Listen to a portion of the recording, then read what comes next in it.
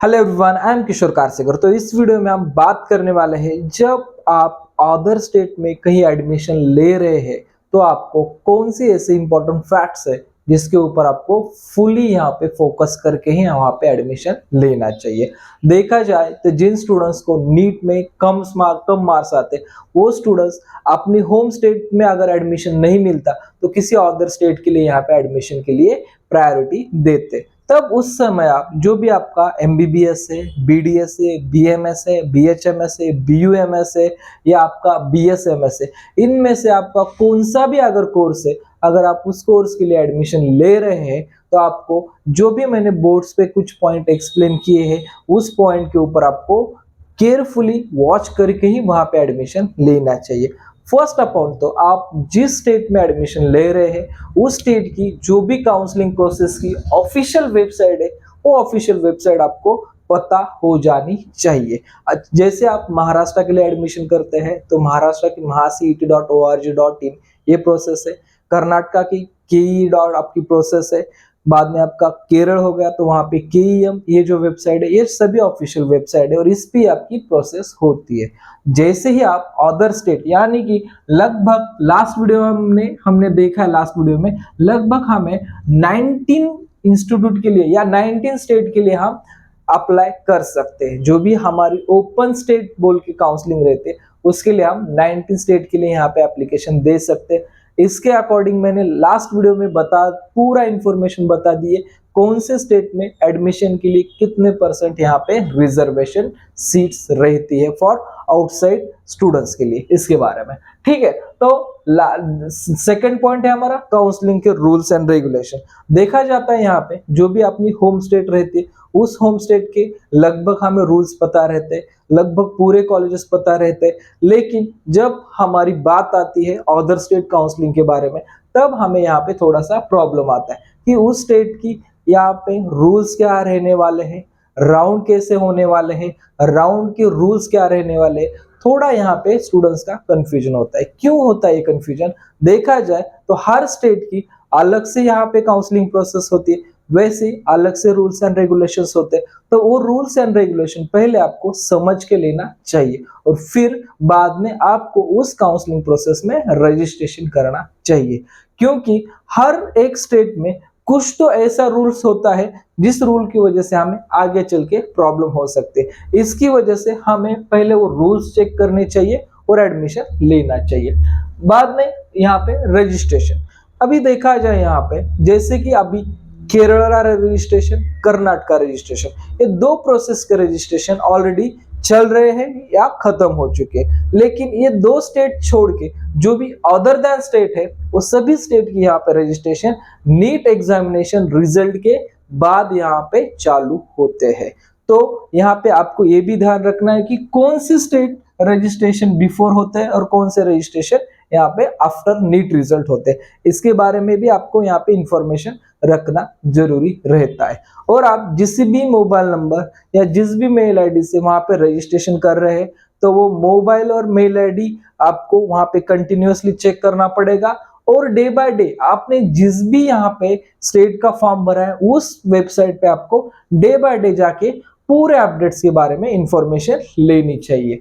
ठीक है, तो ही आपका यहाँ पे कुछ लॉस नहीं होगा, आपको सब प्रोसेस ठीक तरह से समझ में आ जाएगी। बाद में कैप राउंड में देखा जाए तो कुछ स्टेट में, जैसे कि अब मैं दो स्टेट यहाँ पे लिख देता हूँ, यहाँ पे राजस्थान आरजे लिख देता हूं मैं और यहाँ पे MP, ये दो स्टेट की अगर बात की जाए, ये दो स्टेट में जो भी हमारी कैप राउंड प्रोसेस स्टार्ट होती है मतलब अदर स्टूडेंट्स के लिए, वो होता है कैप राउंड 2 के बाद, मतलब आफ्टर सेकेंड राउंड हमें इस स्टेट में हम अप्लाई कर सकते हैं। बिफोर फर्स्ट राउंड या फर्स्ट राउंड के पहले जो भी हमारी provisional merit list, final merit list ये जो लगती है वहां पे हमें अप्लाई करने नहीं आता। वहां पे जो भी उस स्टेट के स्टूडेंट्स है, जिन स्टूडेंट्स के पास उस स्टेट का डोमिसाइल सर्टिफिकेट है, वही स्टूडेंट्स यहाँ पे अप्लाई कर सकते हैं। लेकिन जो भी बाहर से जाने वाले स्टूडेंट्स है उनके लिए आपको सेकेंड राउंड से यहाँ पे अप्लाई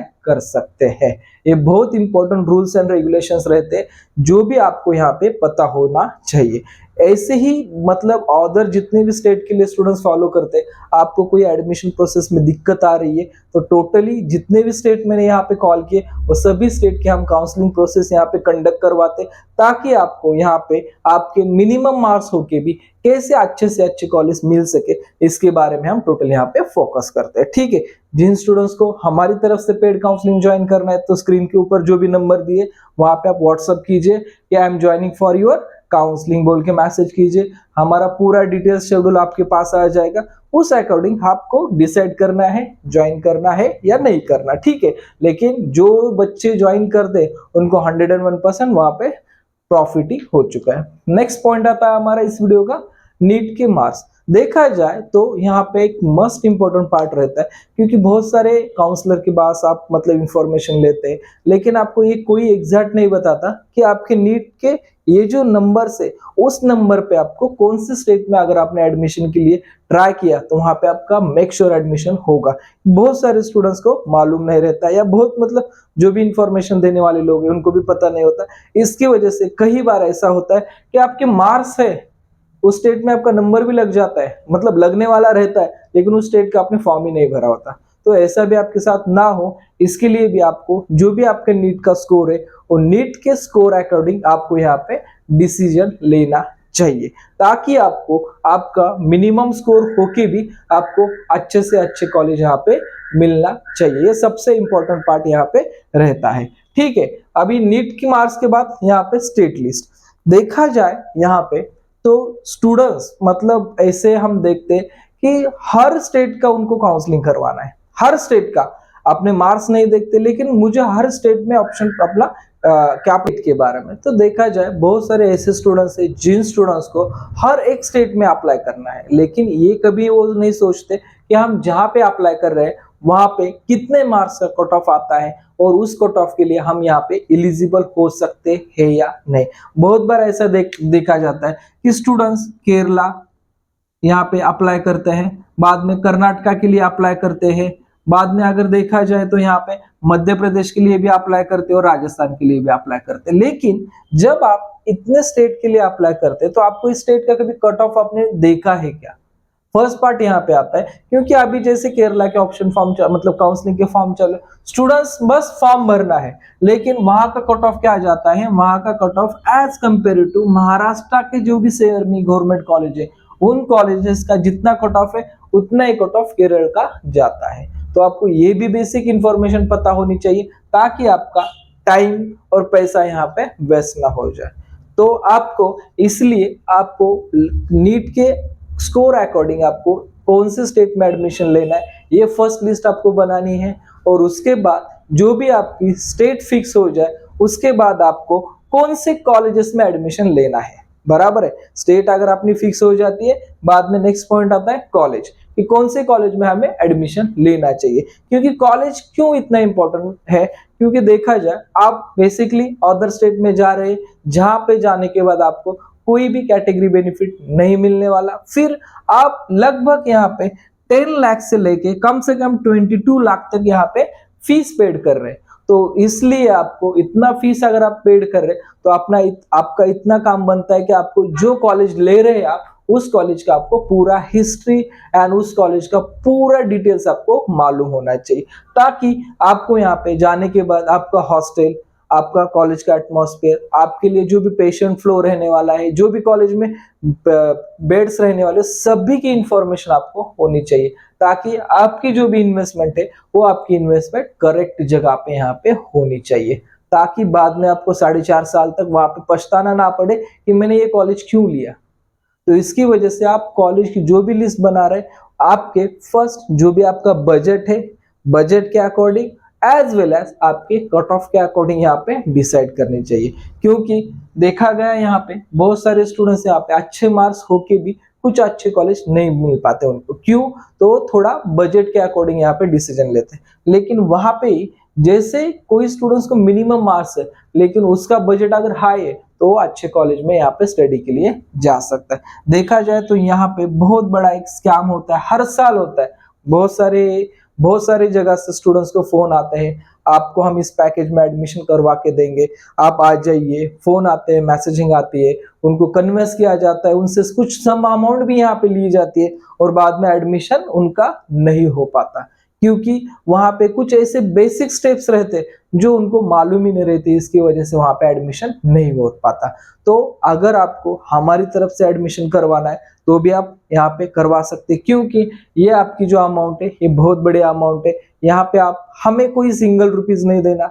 अगर आपका एडमिशन हो जाए तो आपको जो भी अमाउंट है वो वहाँ पे कॉलेज में ही पेड करनी है। हम बस यहाँ पे हमारी जो भी काउंसलिंग फीस है वो आपसे चार्ज करते हैं, और बाकी की जो भी आपकी अमाउंट रहेगी वो आप कॉलेज के नाम का डीडी निकाल लीजिए या उसी कॉलेज में आप जाके फीस वहां पे पेड कीजिए। ठीक है, ये भी आप कर सकते हैं। और जैसे कि कॉलेज लिस्ट हो गई, कॉलेज लिस्ट के अब मैंने इंपॉर्टेंट पार्ट बता दिए। बाद में आपका कॉलेज फीस, जब भी आप वेबसाइट पे कॉलेज की इंफॉर्मेशन निकालते वहां पे कॉलेज ने मेंशन किया रहता है कॉलेज का फीस, हॉस्टल का फीस। बाद में वहां पे दो अलग या 3-4 टाइप की अलग फीस रहती, उसमें रहता है एक रिफंडेबल डिपॉजिट। कुछ कॉलेज या कुछ स्टेट में यहाँ पे बैंक गारंटी लगती है, कुछ जगह पे आपको यहाँ पे कुछ एक्स्ट्रा हिडन चार्जेस भी यहाँ पे पेड करने पड़ते हैं। या ये आपको कब पता चलता है, जब आपका वहां पे एडमिशन हो जाता है और आपके पास उतने ज्यादा पैसे आप अरेंज नहीं कर पाते, तब आपको ये पता चलता है कि नहीं इतना हिडन चार्ज है, ये बैंक गारंटी देनी है। ये भी आपके साथ प्रॉब्लम आ सकता है। ये सभी जो प्रॉब्लम्स है और सभी जो प्रोसेस की डिटेल्स है वो हम आपको जो भी वेबसाइट या जो भी उनकी रूल्स एंड रेगुलेशन की इंफॉर्मेशन ब्राउचर्स रहते उसमें से हम पूरा स्टडी करके आपको एग्जैक्ट इंफॉर्मेशन देते, ताकि आपको वहां जाके कोई परेशानी ना हो और आपका एडमिशन ठीक बजट में और ठीक तरह से वहां पे होना चाहिए। क्योंकि बहुत बार देखा गया है कॉलेज की वेबसाइट पे अलग फीस रहता है और एक्चुअल जब स्टूडेंट्स वहां पे विजिट करते हैं एडमिशन के लिए तब वहां पे अलग ही फीस यहाँ पे शो हो जाती है। और बहुत सारे स्टूडेंट्स, उनको मैं एक बताना चाहता हूँ, अगर आपके मिनिमम मार्क्स है और आपको एडमिशन लेना है तब आपको यहाँ पे वेट करना पड़ेगा लास्ट राउंड के लिए। आपको मिनिमम मार्क्स पे भी यहाँ पे कर्नाटक रह गया, मध्य प्रदेश रह गया, छत्तीसगढ़ रह गया, ये जो स्टेट्स है, या पौंडीचेरी, ठीक है, ये पौंडीचेरी, इन स्टेट में अगर आपका नीट का स्कोर मिनिमम है और आपका बजट अच्छा है, यानी कि आपका बजट कितना है 95 लाख से लेके 1.5 करोड़ तक अगर आपका बजट है तो आपको इस बजट में बाय रूल आपको यहाँ पे एडमिशन मिल सकता है, चाहे आपके मार्क्स यहाँ पे 310 के आगे भी क्यों ना हो। बस आपको वेट करना पड़ेगा stray vacancy and mop up round तक। अगर आप वहां पे वेट कर सकते हैं तो आपको ये सीट मिलने के चांसेस भी यहाँ पे रह सकते हैं। इसमें कुछ देखा जाए तो मैं डीम्ड यूनिवर्सिटी की बात कर रहा हूँ, कुछ सेमी गवर्नमेंट कॉलेज के अगर देखा जाए तो लगभग यहाँ पे 490 तक भी यहाँ पे कट ऑफ आ जाते हैं, लेकिन वो stray vacancy and mop up round, जैसे मैंने 310 बताया, ये रहता है कट ऑफ अपने डीम्ड यूनिवर्सिटी का। ये भी मैं आपको क्लियर कर देता हूँ ताकि आपको काउंसलिंग प्रोसेस या जब मैं इंफॉर्मेशन दे रहा हूँ उसमें आपको कुछ मिसगाइडेड इंफॉर्मेशन नहीं होने चाहिए। तो ये जब आप अदर स्टेट में एडमिशन ले रहे हैं तब इन सभी बातों का आपको ध्यान रखना पड़ेगा और ठीक से आपकी काउंसलिंग प्रोसेस करवा के लेनी पड़ेगी। इसके साथ आपको कुछ इस वीडियो के बारे में कुछ डाउट्स है, क्वेश्चंस है तो कमेंट सेक्शन में पूछ सकते हैं। एज सून एज पॉसिबल मैं उसके आंसर देने की डेफिनेटली कोशिश करूंगा। ठीक है, थैंक यू फॉर वॉचिंग।